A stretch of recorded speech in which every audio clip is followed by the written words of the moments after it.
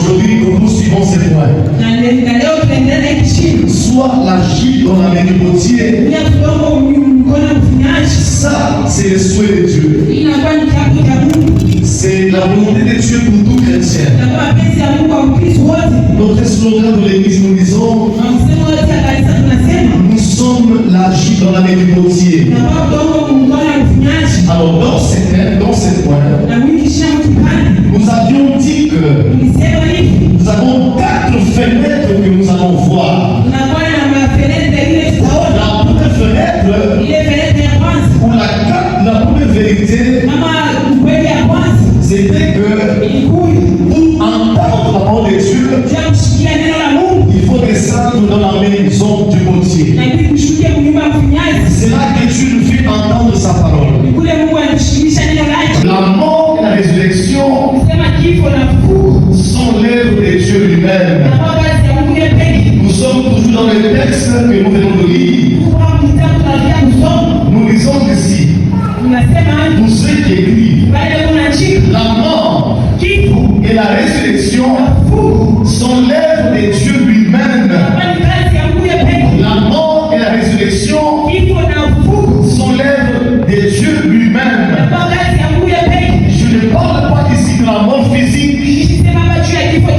Vous mourrez, on vous enterre au cimetière. Lorsque le Christ va revenir, c'est la mort spirituelle et la résurrection spirituelle aussi. Ici, la mort, elle représente le brisement. Donc, c'est vrai, il n'a pas jeté pour tendre l'argile propre. Il a récupéré le même argile. Il a commencé à retravailler. Dieu est le seul qui peut apprécier notre effort. Dieu est le seul qui peut apprécier ta forme.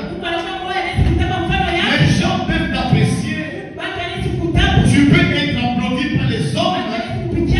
Mais tant que Dieu ne t'applaudit pas, ça ne sert à rien. La façon d'apprécier de Dieu, elle est tellement différente des hommes. Dieu a sa façon d'apprécier. Quand nous te regardons, et quand Dieu te regarde, Dieu t'apprécie et nous t'apprécions. Nous avons 2 appréciations différentes. Et ce qui est important, c'est l'appréciation de Dieu. Dieu, lui, il sait voir au-delà de notre appréciation. Les gens regardent seulement à l'extérieur. Il n'a pas changé d'argile. Il reprend le même argile qui a fait que le vase puisse rater. Il le reprend pour faire un autre vase. Est-ce que c'est clair?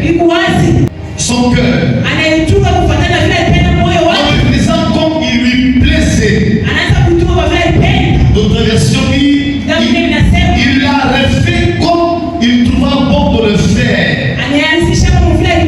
Lorsque le potier travaillait, je m'y regardais.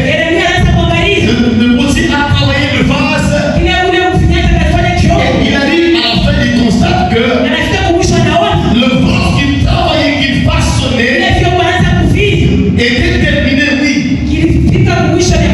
La forme n'avait pas plu au potier. Et comme il n'était pas content de la forme que le vase avait pris, il a décidé de le reprendre, de le briser, de l'écraser, commencer un autre vase. Mais ce qui est étonnant, c'est que il commence avec le même argile. Il a pris, il a écrasé l'argile. Il recommence un autre vase avec une nouvelle forme. Et Dieu lui a dit, oui, tu as raison. Il pose la question, ne puis-je pas agir envers vous comme ces potiers?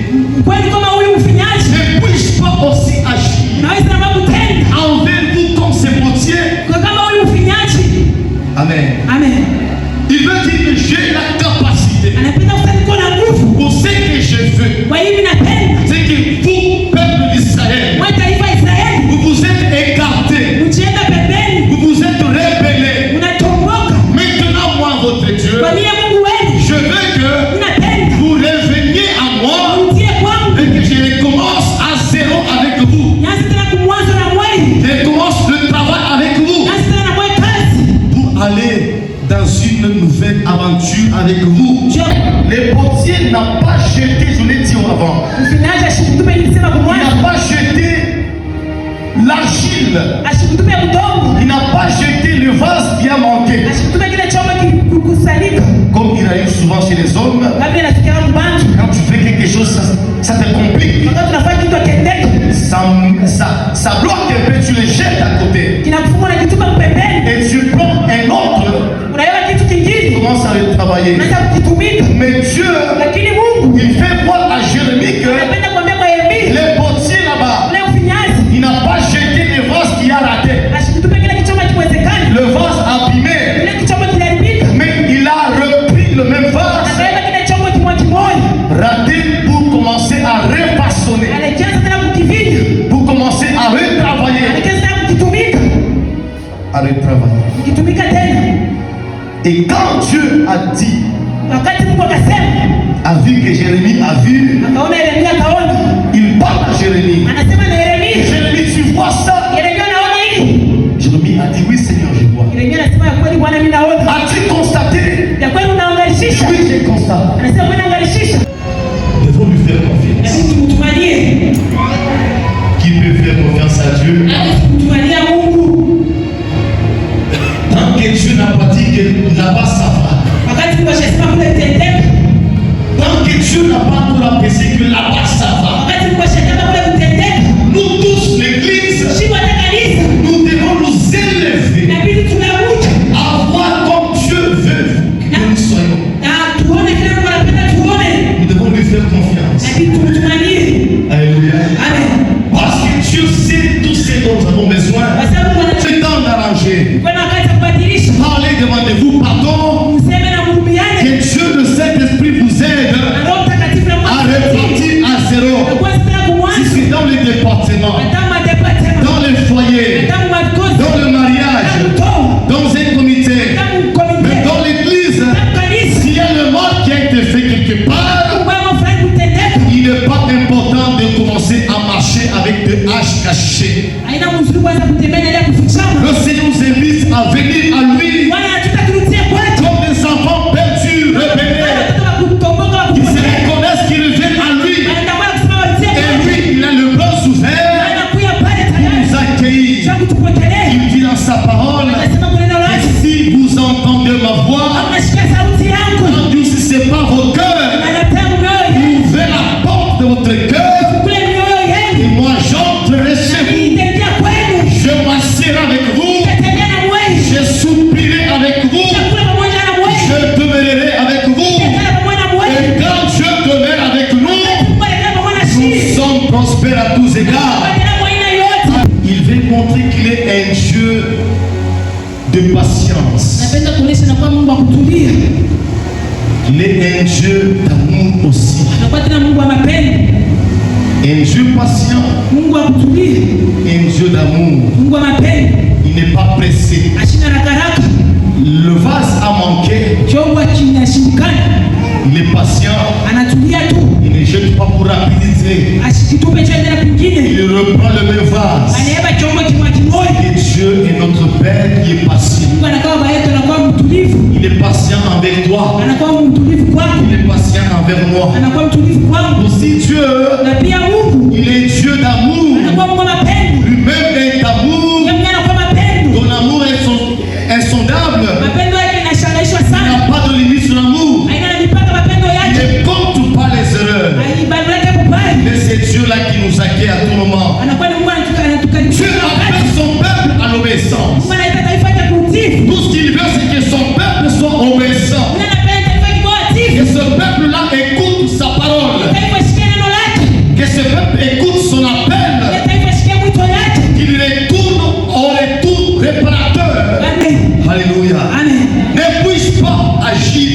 envers vous comme c'est possible. C'est une question que Dieu te pose aussi. Ne puis-je pas agir envers toi comme c'est possible? Ne puis-je pas agir envers ta maison comme c'est possible? Ne puis-je pas agir envers toi la chorale, envers toi le département, envers toi qui as le travail?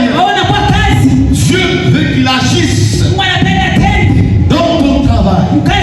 Dieu veut qu'il agisse dans tes projets. Dieu veut qu'il agisse dans tes entreprises. Dieu veut qu'il agisse dans tout ce qui te concerne. Il faut lui laisser la place. Laisse le temps à Dieu. Laisse la place à Dieu. Quand Dieu pose la question, ne puisse pas agir envers vous comme c'est possible. Par cette question, l'Éternel veut montrer des choses et les prouver. La Bible, il y a beaucoup d'exemples qui nous prouvent que Dieu est patient. En ce qui concerne notre salut, en ce qui concerne notre équipement, notre transformation, Dieu est patient à l'égard de notre salut. Dieu est patient à l'égard de notre transformation. Il est avec nous. C'est pourquoi il est appelé Adonai. Le Dieu qui pour créer l'homme, il s'est rabaissé vers la boue. Il a touché, il entre en contact avec l'homme qu'il crée. Et Dieu qui partage, qui marche avec l'homme. Et Dieu qui est près de l'homme qu'il a créé. Il est avec nous ce matin. Alléluia. Alléluia. Que Dieu nous bénisse. Que Dieu nous bénisse. Dis au voisin que notre Dieu est patient. Notre Dieu est patient. Dis-lui. L'église a enlevé la honte. Dis-lui. Que notre Dieu est patient. Mon Dieu est patient. Notre Dieu est patient. Pour notre salut, notre transformation. Alléluia. Amen. Amen. Le pécheur se répand. Que Dieu nous bénisse. L'apôtre Paul en Romains 9, 22, il parle aussi de la patience de Dieu envers les vases de colère. Envers les vases de colère. Dans la Bible, il y a des vases qu'on appelle des vases de colère. Et les vases de colère sont comparables à des hommes et des femmes qui marchent et vivent dans la méchanceté, qui tombent dans le péché, la criminalité, qui ne veulent pas changer, qui ne veulent pas se repentir, qui ne veulent pas naître de nouveau, mais qui souhaitent jour et nuit demeurer dans le péché. Et que dit la Bible? Que dit s'il a voulu Dieu faire connaître sa puissance? Que dire si Dieu avait voulu faire connaître sa puissance? Mais il a seulement supporté avec une grande patience envers des... Alléluia. Si Mungu, Alléluia.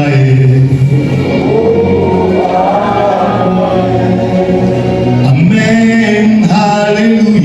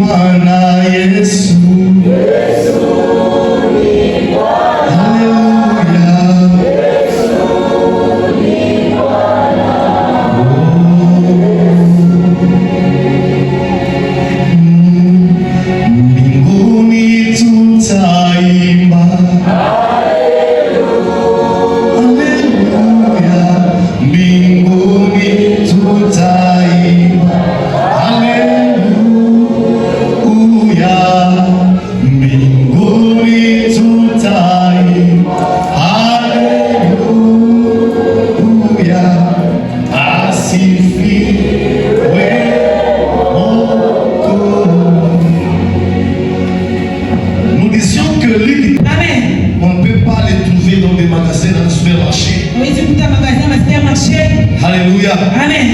Même ceux-là qui ont perdu, qui ont versé le sang, le Seigneur use des grandes patience envers eux. Ce sont des vases de colère que Dieu veut transformer, que Dieu veut reprendre à zéro. Si tu es là, tu sens que le message t'a touché, tu vas nous voir à la fin, tu vas confesser et tu vas te disposer au Seigneur pour qu'il puisse repartir avec toi à zéro. Alléluia. Notez bien. Vous qui écrivez, notez bien. Notez ceci. Autant que les hommes sont impatients,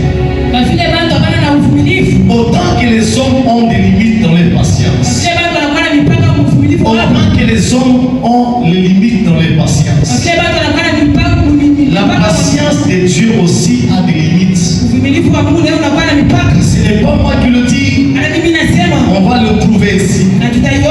Dieu aussi a les limites dans ses patiences. Dieu, il est lent à la colère, oui. Il est bon, oui. Il est patient, oui. Mais sachez aussi que Dieu a des limites dans sa patience. Répète avec moi ça.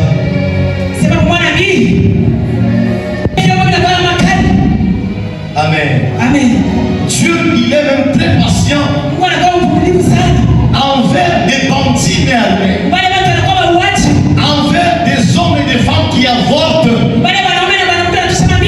Tu as attrapé la grossesse. Ce n'est pas toi qui as amené la grossesse. C'est Dieu qui donne les enfants. Ne vous traumatisez pas. Vous avortez, vous tuez une personne. C'est le sang que vous versez. Et le sang va crier, va crier. Un jour tu la trouveras, un jour devant Dieu. Dieu te demandera la vie de cet enfant que tu as perdu, que tu as tué.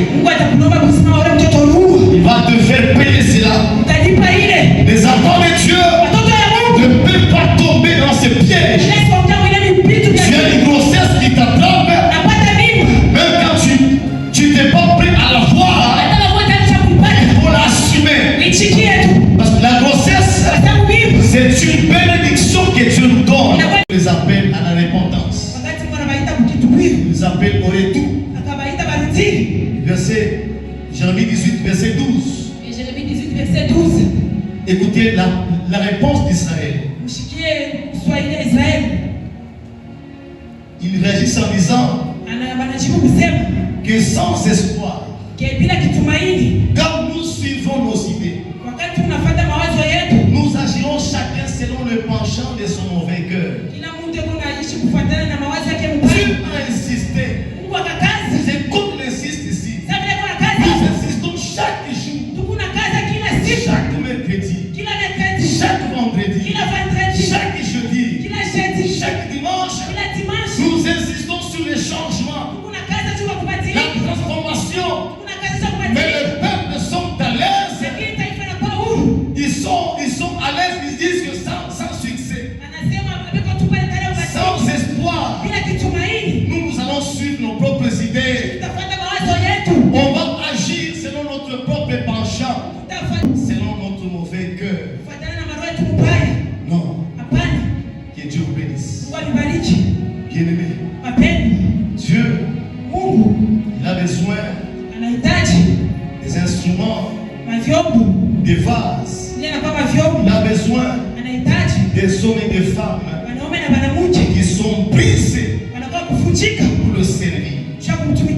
Quelle que soit la beauté que tu as, quel que soit l'argent que tu peux avoir, quel que soit le niveau que tu peux avoir, la connaissance que tu peux avoir, tout ce que vous avez là-bas, c'est bon. Même les dons que tu as, tu fais lever les boiteux, ils marchent. Le stérile enfante par ta parole. Il n'y a pas de problème. Le Seigneur, il veut des hommes et des femmes qui sont brisés à ses yeux, brisés dans leur humilité. Les gens qui reconnaissent leurs limites. Les gens qui sont simples et humbles. Les gens qui ressentent leur incapacité de faire et de mettre à Dieu. Les hommes qui sont brisés dans leur vieille nature, dans leur caractère, dans leur comportement, dans leur vieil homme. Est-ce que tu es brisé? Dans tes réactions, est-ce que tu es brisé?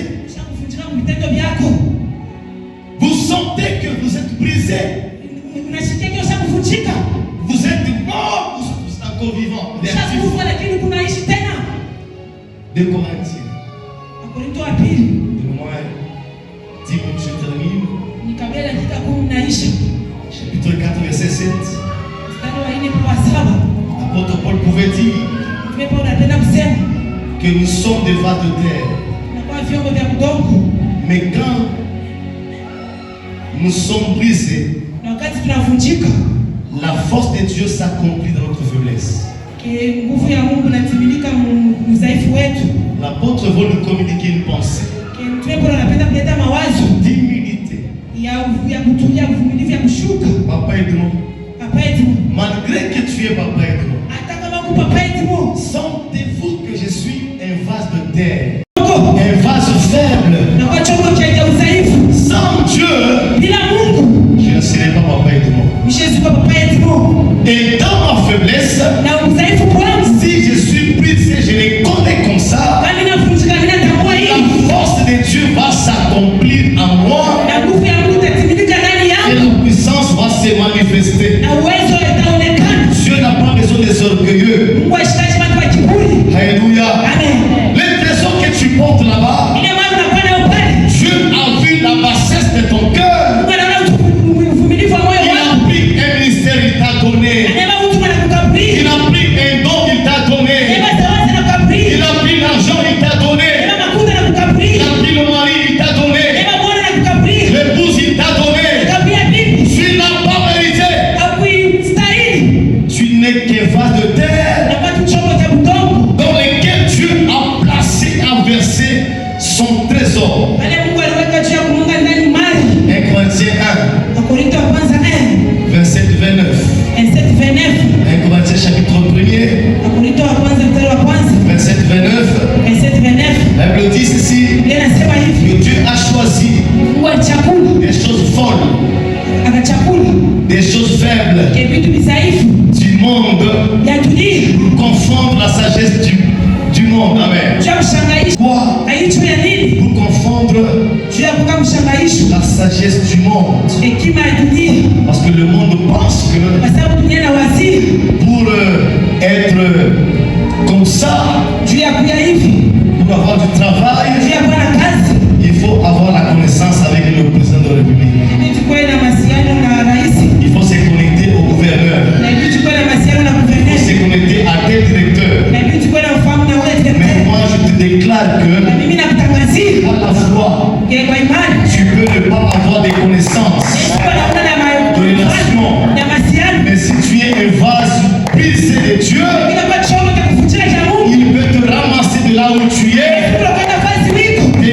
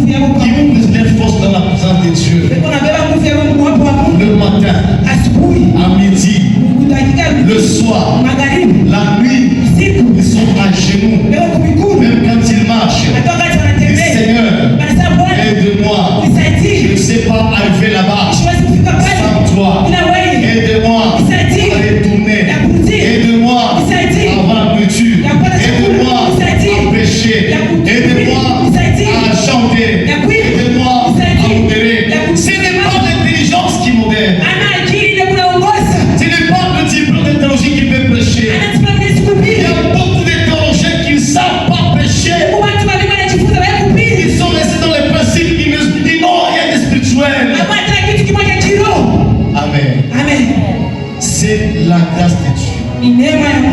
Laisse-toi briser par le Seigneur. Écrasé par le Seigneur. Si tu es écrasé dans ses mains, il va te ramasser, te nettoyer. Et il va faire de toi un nouveau vase. Il va te colorer. Il va te valoriser. Il va te donner une nouvelle forme. Alléluia. Amen. Alléluia. Le potier, quand il nous façonne, c'est lui qui décide de notre forme. Toi, je veux que tu sois comme ça. Toi, je veux que tu sois comme ça. Toi, je veux que tu sois comme ça. Il décide de ma taille et de mon visage aussi. J'étais fabriqué pour ceci. J'étais passionné pour ceci. Et tu dois te mettre là où Dieu t'a placé pour travailler. Ne te mets pas là où Dieu ne t'a pas placé. Tu vas lui compliquer la tâche. Alléluia. Amen. Le dernier passage. J'ai sauté une petite partie, je prends le dernier passage. Nous parlons de soit l'argile dans la main du potier. Écrivez Genèse chapitre 1er. Verset 1er à 3. Genèse 1. Verset 1er à 3. Elle le dit. Au commencement, Dieu créa les cieux et la terre. Le verset 2. La Bible continue en disant: la terre était informe et vide.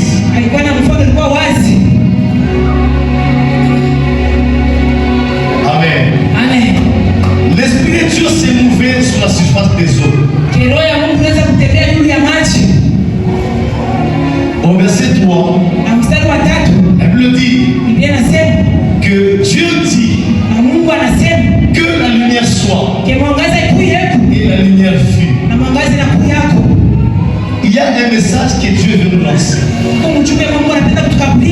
Notez ce message. Dieu nous appelle à venir à lui.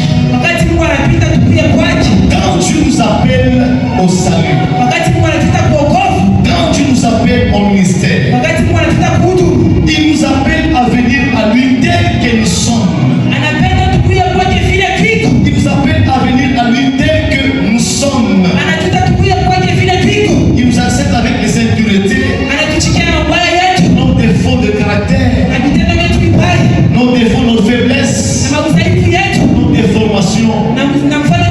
Quand Dieu a appelé le pasteur Jacques,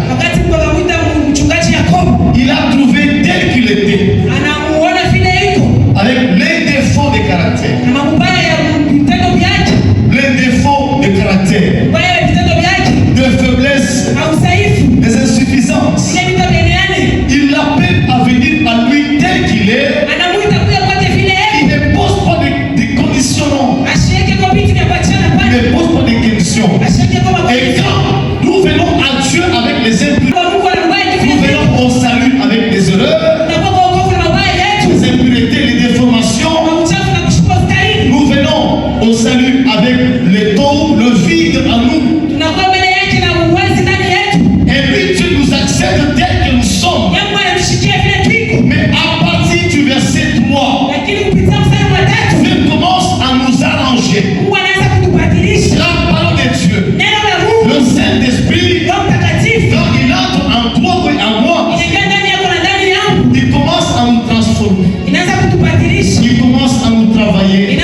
Il commence à nous transformer. Au fur et à mesure que tu entends la parole de Dieu, au fur et à mesure que le Saint-Esprit travaille en toi, tu prends une nouvelle forme. Les défauts disparaissent. L'insuffisance disparaît. Les caractères difficiles disparaissent. Et Dieu nous soumet à un processus de transformation. D'équipement. Tu étais faible, mais Dieu t'équipe maintenant. Dieu connaît nos faiblesses. Il n'exige rien pour être récupéré. Ashineta hata kitu kimoja juu ya kubeba. Tout ce qu'il veut.